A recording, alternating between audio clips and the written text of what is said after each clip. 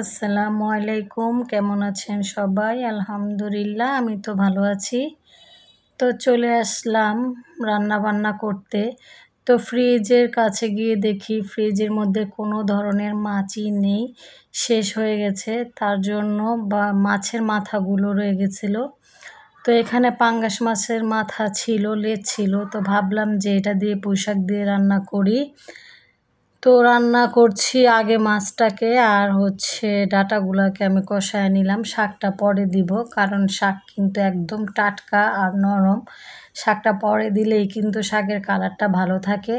আর এইখানে রান্না করতে করতে বাপরে বাপ, যে জোরে বৃষ্টি নামছে, মানে তরকারিতে আর জল দেওয়ার দরকার নাই, তরকারিতে এমনিতেই জল হয়ে যাবে বৃষ্টির পানি পড়ে। তো গরিবের মাথার উপরে ছাদ না থাকলে যা হয় আর কি, তাই হয়েছিল আমাদের সাথে আজকে। তো এখানে আমার পুঁই শাকের তরকারি রান্না শেষ। ইতিমধ্যে কিন্তু বৃষ্টি থামেনি, বৃষ্টি চলতেই আছে চলমান। তারপর এখানেই তো রুই মাছের মাথা ছিল, এটাকেও কষিয়ে নিলাম, কারণ তানহা যাতে খাইতে পারে তার জন্য।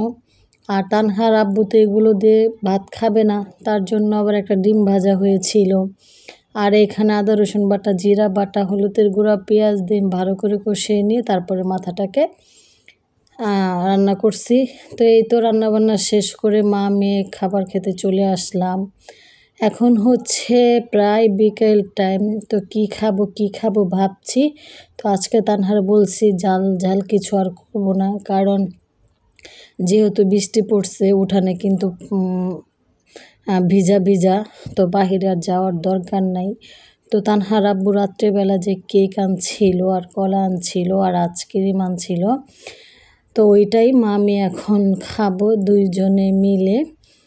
তারপরে আমি এই ভিডিওর মাধ্যমে একটা কথা বলি সবাইকে কি আমার ভিডিওতে তো ওইরকম কমেন্ট আসে না, হয়তো তিনটা থেকে কি 4টা কমেন্ট আসে।